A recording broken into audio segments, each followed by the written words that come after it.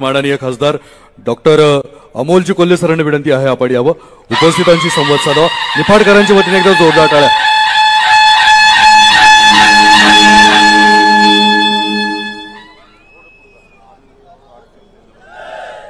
जय शिवराय। आजच्या या शेतकरी मेळाव्याला मार्गदर्शन करण्यासाठी, ज्यांचं मार्गदर्शन ऐकण्यासाठी आपण सगळेजण आतुर आहोत ते देशाचे नेते आदरणीय शरदचंद्रजी पवार साहेब, त्याचे नेते आदरणीय शरदचंद्रजी पवार साहेब, महाराष्ट्रातल्या संघर्षाचं जे प्रतीक बनलेत, म्हणजे ज्यांच्या गळ्यातला भगवा हा हवेत कधी लहरतो याची आम्ही वाट बघत असतो, ते खासदार संजयजी राऊत साहेब, राष्ट्रवादी काँग्रेस पक्ष शरदचंद्रजी पवार पक्षाचे प्रदेशाध्यक्ष जयंतरावजी पाटील साहेब, आदरणीय खडसे साहेब, महिलांच्या प्रदेशाध्यक्षा रोहिणीताई खडसे, जितेंद्रजी आव्हाड, सुनीलजी भुसार, व्यासपीठावरील सगळेच मान्यवर। अभिमानाचा लढा का लढायचा याचा जर प्रत्येकाने विचार केला तर रोज पेपरमध्ये असेल, टीव्ही मध्ये असेल, रस्त्यावरच्या होर्डिंग मधून असेल, जाहिरातींचा महापूर आलाय। महापूर दिसतात ना जाहिराती, म्हणजे पार खताच्या गोणी सोडल्या नाही का खताची दुकानं, गोणी सोडल्या नाही का खताची दुकानं सोडली नाही, आणि तेव्हा कळतंय की कुठंतरी निवडणूक ही टकटक करते। कधी येत आहे? काही दिवसांमध्ये लोकसभेच्या निवडणुकीच्या आचारसंहिता लागेल, आणि या सगळ्या निर्णयांची घाई म्हणजे काल सुद्धा जयंत पाटील साहेब काहीतरी 45 निर्णय आजच्या कॅबिनेटमध्ये झालेत। हे 45 निर्णय होत असताना माझ्या सर्वसामान्य शेतकऱ्यासाठी काय आहे हा एक फार महत्वाचा प्रश्न आहे। मगाशी बगरे सर बोलताना त्यांनी लोकसभा निवडणुकीच्या संदर्भात सूतोवाच केलं। गावित साहेबांनी बोलत असताना त्यांनी उमेदवाराकडून किंवा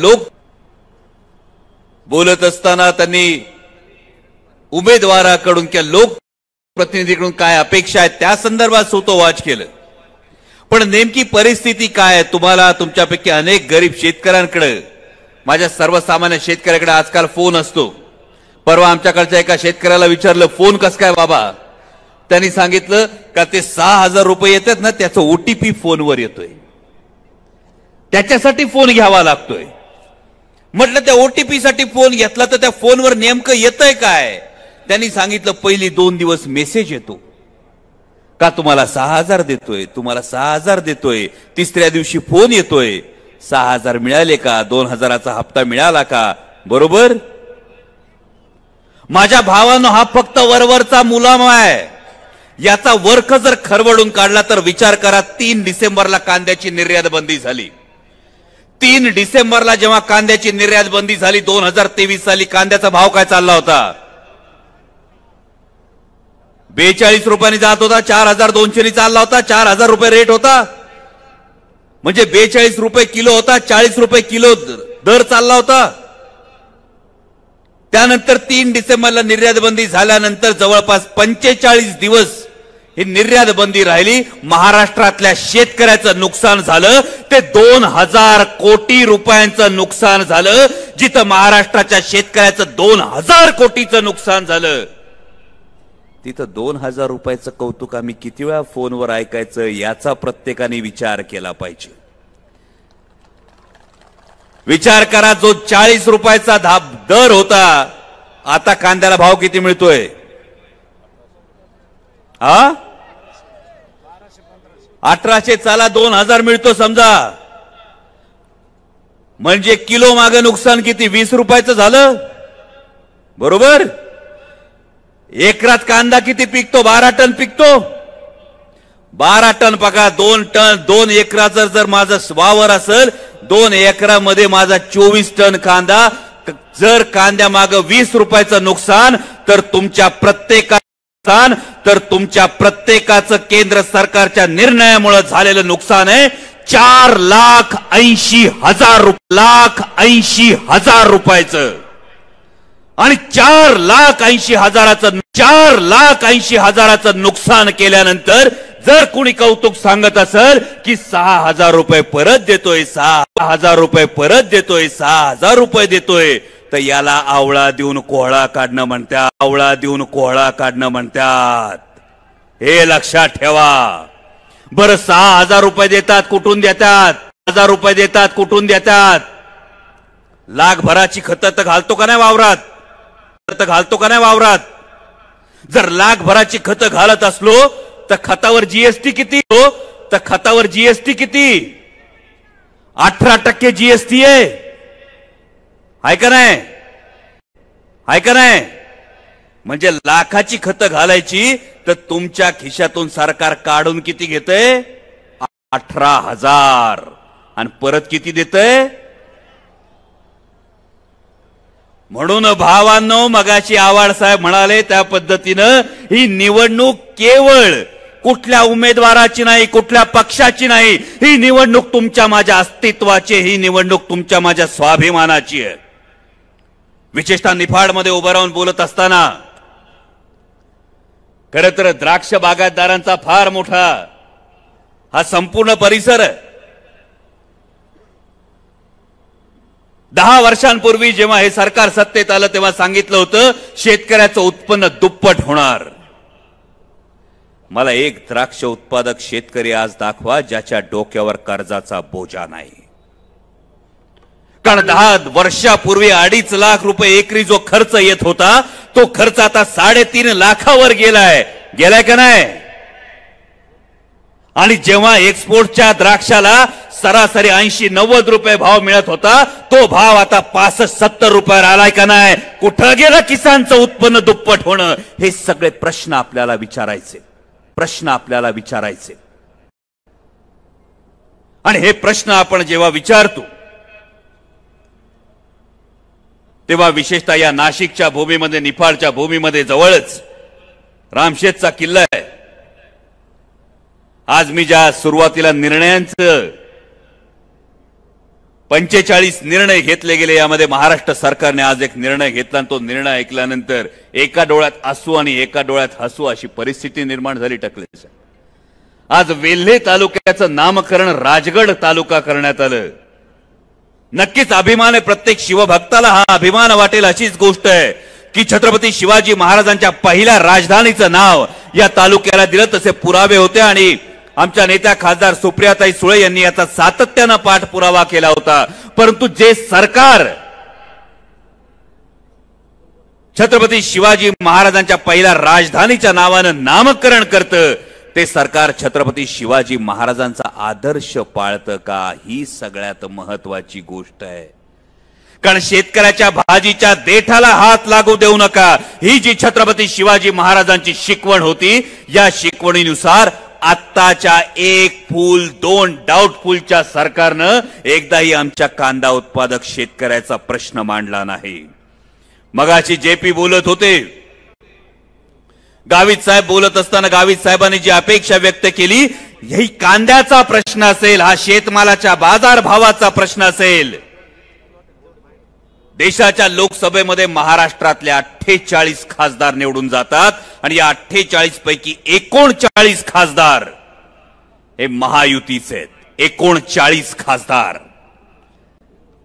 या 39 खासदारांपैकी एक खासदार दाखवा ज्याने कांद्याची जेव्हा निर्यात बंदी झाली तेव्हा संसदेमध्ये गर्जना केली या 39 पैकी एक खासदार दाखवा ज्याने महाराष्ट्रातले उद्योगधंदे पळून नेले जात होते तेव्हा तोंड उघडलं आणि म्हणून आता प्रश्न विचारण्याची वेळ आली आहे की संसदेमध्ये दिल्लीतून गुबू गुबू वाजल्यानंतर माना डोलवणारे नंदी बैल पाठवायचे की महाराष्ट्राच्या हितासाठी गरजणारे वाघ पाठवायचे हे आता तुम्ही ठरवायचं मगाशी आव्हाड साहेबांनी एक उल्लेख केला विशेषतः महाराष्ट्रामध्ये आणि या नाशिकच्या भूमीमध्ये उभं राहून बोलत असताना जवळच किल्ले रामशेज आहे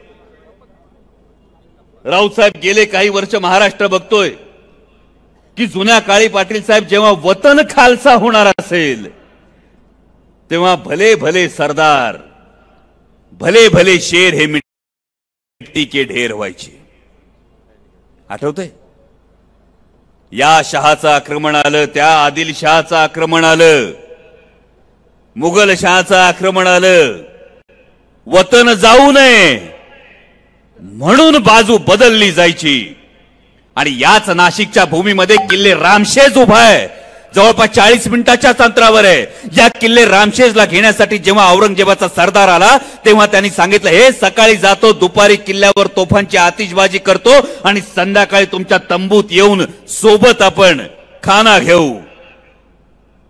त्या किल्ल्यावरच्या किल्लेदाराचं नाव सुद्धा आज कोणी सांगू शकत नाही, पण हा सर्वसामान्य किल्लेदार या मातीतला होता, ज्या किल्लेदारानं तब्बल 6.5 वर्ष रामशेज लढवला, 6.5 वर्ष औरंगजेबाच्या बलाढ्य सैन्यासमोर लढवला. ही प्रेरणा या मातीतली आहे.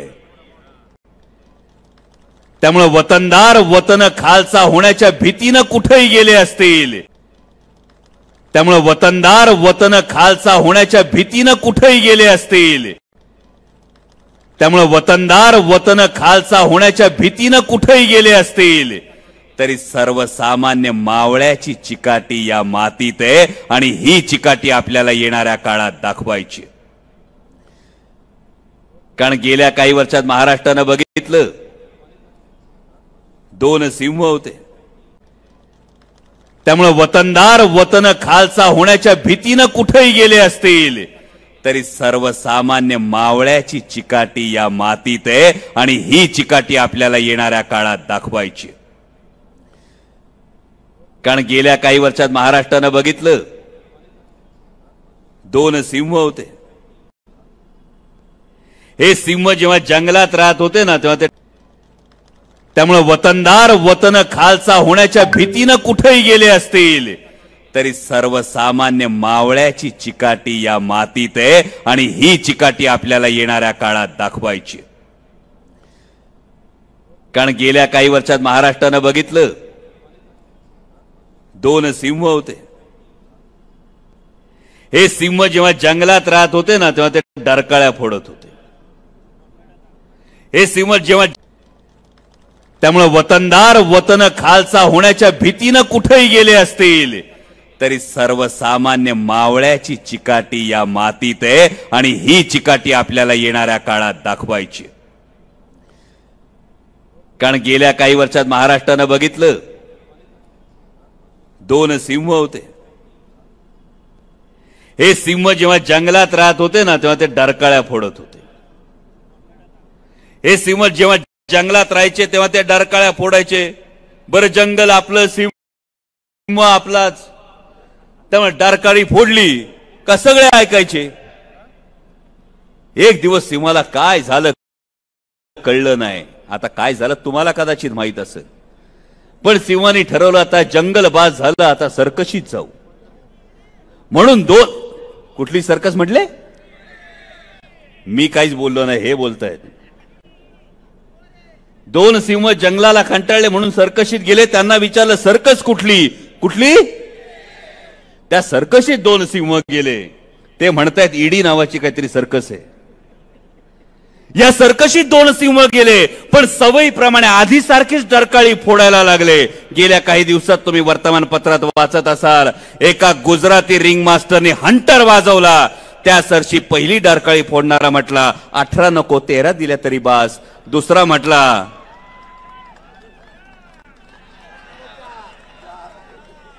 महाराष्ट्राच्या स्वाभिमानाला हेच खटकतं. जेव्हा स्वगृही असताना देणारा जो होता तो जेव्हा दिल्लीच्या दारात जाऊन मागणारा होतो तेव्हा महाराष्ट्राच्या स्वाभिमानाला कुठेतरी ठेच लागते. आणि त्यामुळे मगाशी आव्हाड साहेब जे कोणी बाजूला बसून चला म्हणत होते, गाडीत बसणाऱ्यांना आता सीट मिळणार आहे का नाही हेच पुढे कळणार नाही. आणि त्यामुळे या पुढच्या काळात मतदान करत असताना माझी फक्त एवढीच कळकळीची विनंती आहे की आतापर्यंत तुम्ही आणि आम्ही मतदान म्हणत होतो, विशेषतः या मातीत उभं राहत असताना भले भले राजकीय शेर ढेर होत असताना एक उदाहरण देश पातळीवर असं आहे, जे झारखंडच्या मुख्यमंत्र्यांचं हेमंत सोरेन यांचं उदाहरण आहे. झारखंड मुक्ती मोर्चाचं एक उत्तम उदाहरण आहे की एका जुजबी केसवरून एका राज्याच्या मुख्यमंत्र्यांना अटक केली जाते आणि मोठा सत्ताधारी पक्ष वल्गना करतो की यूं आता झारखंड आम्ही घेऊ. पण मी धन्यवाद देईन माझ्या झारखंडच्या आदिवासी बांधवांचे, कारण बिरसा मुंडा, राघोजी भांगरे, तंट्या भील यांचा जो आदर्श होता, ताठ मानेनं लढण्याचा आदर्श होता, तो शरण जाण्याचा आदर्श नव्हता. तो झारखंडमध्ये माझ्या सगळ्या आदिवासी बांधवांनी हा आदर्श दाखवून दिला. आणि म्हणूनच सांगतो, आतापर्यंत तुम्ही आणि मी ऐकत होतो मतदान. आपल्याकडे संस्कृती आहे, दान दिलं का विसरून जायचं, बरोबर. माझ्या भावांना तुम्ही नेहमी दान दिल्यानंतर विसरून जात होतो. त्यामुळे ज्यांना मतदान दिलं होतं, ज्यांना मतदान केलं होतं, त्यांनी तुम्हाला गृहीत धरायला सुरुवात केली. ज्या माणसाकडे बघून तुम्ही मतदान केलं होतं, ज्या माणसाकडे बघून तुम्ही निवडून दिलं होतं, त्यांची साथ सोडून माणसं दुसरीकडे जायला लागली. त्यामुळे यावेळी मतदान फक्त नाही, तर हा जसा अधिकार आहे तशीच ती जबाबदारी, हे लक्षात ठेवा. ही जबाबदारी लोकशाही टिकवण्याची, ही जबाबदारी संविधान टिकवण्याची आहे. आणि म्हणून फक्त एवढंच सांगतो, मतदान केंद्रावर गेल्यापासून आतमध्ये जाऊन मत देऊन बाहेर यायला फक्त 5 मिनिटं लागतात, बरोबर. बटन दाबायला तर 5च सेकंद लागतात, बरोबर. फक्त 5 मिनिटं लागणार आहेत मतदान केंद्रापासून जाऊन आतमध्ये जाऊन मत टाकून परत यायला. पण या 5 मिनिटात एकदा फक्त स्वतःला विचारा की माझ्या कांद्याच्या भावाचा मातीमोल करण्याचं पाप कोणी केलं, माझ्या सर्वसामान्य शेतकऱ्याच्या ताटात माती कालवण्याचं पाप कोणी केलं, माझ्या दुधाचे दर पाडण्याचं पाप कोणी केलं, माझ्या सर्वसामान्य तरुणाच्या नशिबातली नोकरी हिसकावून घेण्याचं पाप कोणी केलं, माझ्या देशाला धर्मात आणि जातीत वाटण्याचं पाप कोणी केलं. या सगळ्या प्रश्नांची उत्तरं विचारण्याचा तुमच्या हातातला वेळ आहे 5 मिनिट. आणि या 5 मिनिटात तुम्हाला जाब विचारायचा आहे या प्रत्येक गोष्टीचा. आणि तो जर जाब विचारला, तो योग्य पद्धतीने विचारला, तर एवढीच अपेक्षा करतो, शेवटचं वाक्य फक्त लक्षात ठेवा. माझ्या भावांनो, माझ्या देशासाठी, तुमच्या कच्च्या बच्चांच्या भविष्यासाठी, या देशाच्या स्वाभिमानासाठी आता बळकट हातांनी स्वाभिमानाची मशाल पेटवून विजयाची तुतारी फुंकायला विसरू नका. एवढंच तुम्हाला कळकळीचं सांगणं देतो आणि आपली रजा घेतो. धन्यवाद. जय शिवराय.